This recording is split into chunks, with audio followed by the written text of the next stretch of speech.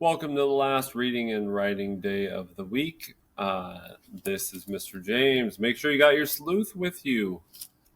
We are going to be reading the last article in the sleuth, which is Making a Difference for Immigrants. And we're going to be looking at exploration and settlement. And we're also going to be looking for multiple themes and main ideas, just like we have been. And this is the end of our unit. We'll be starting a new type of process next week. So look forward to that. Our objective today is to support an opinion using evidence from the text. So we should be looking for ways that we can find evidence to make sure that we're not just saying something is true, but we're giving specific textual pieces of evidence, either quotes or paraphrasing from the text that actually prove that to be true. So let's go ahead and flip over to our book here and make sure you're following along in your text or on the screen. Making a difference for immigrants. People have been immigrating to America for hundreds of years. They have come for adventure, wealth, work opportunities, and to escape persecution. We've talked about that in the past, that people are treated unfairly or poorly because of their beliefs or because of who they are. Often, that's what they have found. They also often found themselves in unfamiliar surroundings and among people who didn't want them here. One inspiring company went out of its way to make life better for immigrants. In the late 19th century, young John Michael Kohler immigrated to the United States from Austria with his family. Kohler grew up and married a woman whose father co-owned a successful business in the steel and ironworks industry. Kohler then purchased the business from his father-in-law in 1873, and the Kohler Company was founded. The company soon manufactured bathtubs and bath fixtures near Sheboygan, Wisconsin, and continues to do so today. Kohler needed a great many workers to make all those bathtubs, sinks, and toilets. Unlike many other companies of that time, which exploited immigrants for labor, the Kohler Company tried to provide a better life for its employees. Many of Kohler's workers were Austrian immigrants, just like John Michael Kohler was. The company emphasized worker safety, medical care, and good wages. One of the company's priorities was to ensure that Kohler employees not only had pleasant working conditions, but also decent living conditions.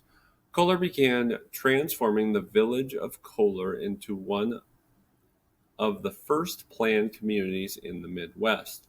The town had many attractive features: green spaces, single and two-family homes, recreational facilities, and a school. Creating a company town helped the Kohler business attract and keep a stable workforce. The Kohler Company still wanted to do more, so it built the American Club, a dormitory for immigrant employees. Housing costs were minimal. Many unmarried Kohler employees stayed there until they had saved enough to buy a house and send for their families. Employees took lessons in English, American history, and civics. Immigrant workers got a day off and transportation to the courthouse as the first step toward becoming citizens. Between 1900 and 1930, the Kohler Company helped at least 1,200 immigrant workers become citizens. Immigrants may have very different reasons for coming here, but most arrive with high hopes. The Kohler Company made a difference in the lives of its immigrant workers who were trying to make a new and better life in a foreign land. It's a great story about people, about someone in particular who's helping people to become part of this country and not trying to keep them out or treat them poorly. So, let me go ahead and make this a little bigger here. Oops, wrong button. Sorry about that. As I get that better, remember we're going to answer some questions, do a couple of vocabulary words, and then get to our final question, which kind of puts together everything that we've learned and helps us form an opinion. So we're going to gather some evidence first. What advantages did the Kohler Company employees have that many other immigrant workers did not? So you should be able to pick out a number of advantages, a number of things that were better for them than many other immigrant workers. And what event from the past motivated him or made him want to make a better life for his employees? And then you're going to write 2 questions. You would ask a historian, someone who studies history, about the conditions of immigrants during this time. So what would you ask them about conditions like the places that they worked or lived or the way that they were treated? What sort of questions might you ask? And then you're going to write 1 additional question about immigrants that is answered in the text. So this should be a question specifically about immigrants. And you're going to make sure you write the question and then the answer.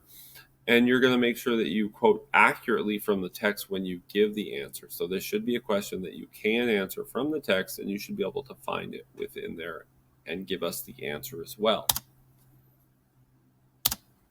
All right, your vocabulary words. The first one is exploited. And exploited, it talks about how, in our text, unlike many other companies of that time, which exploited immigrants for labor, the Kohler Company tried to provide a better life for its employees. So many other companies were exploiting their workers or their immigrants, and Kohler was not. So we know he was treating them well, so the other companies must have been doing the opposite. Meaning they were fully using them. They were using them in an unfair or unfairly using them or selfishly using them. So treating them poorly is definitely exploiting them. Not giving them fair pay would be exploiting them. This exploit or exploitation of workers was common at the time of immigration. The plantation owners exploited the sharecroppers by paying them very little for their labor and crops, meaning that's to unfairly use them. They're being very selfish. They're not giving them what they should get. They're only worried about taking care of themselves. Go ahead and write your own sentence now.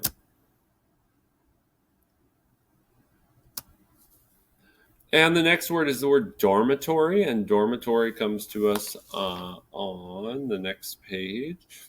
And it says the Kohler Company still wanted to do more, so it built the American Club, a dormitory for immigrant employees. So this dormitory was a place where some of their employees could live, we know. And it's not a house. It talks about then they can save up money to buy a house. So it's more like an apartment, or it's a small living area. The small, inexpensive living areas. Dormitories are commonly what people live in when they go to college. And a lot of people call them dorms. And they're like one room that you have, and you share a bathroom. And so it's sort of like an apartment, but smaller, even, and a lot more shared spaces other than maybe your own room. And so my sample sentence says that the students moved into the dormitory at the beginning of the new semester. So the college students probably, or maybe a boarding school, they moved into that dormitory at the beginning of this semester. And our extended response question says, in your opinion, so you're forming an opinion, what was the best thing Kohler did for his immigrant workers? Support your response with evidence from the text. So some sentence frames. In my opinion, the best thing Kohler did for the immigrant workers was blank. And then this helped the immigrant workers. So why was it so important? What did it help them with specifically? And then without Kohler, the immigrants would not. So you're sort of proving the point that how well he treated them, what sort of trouble may they have had without him. And then at the end, you can say, this is why blank. Okay? If you have questions, let me know. Thanks so much for viewing this today. Hopefully you're having a great week, and I'll see you again next week.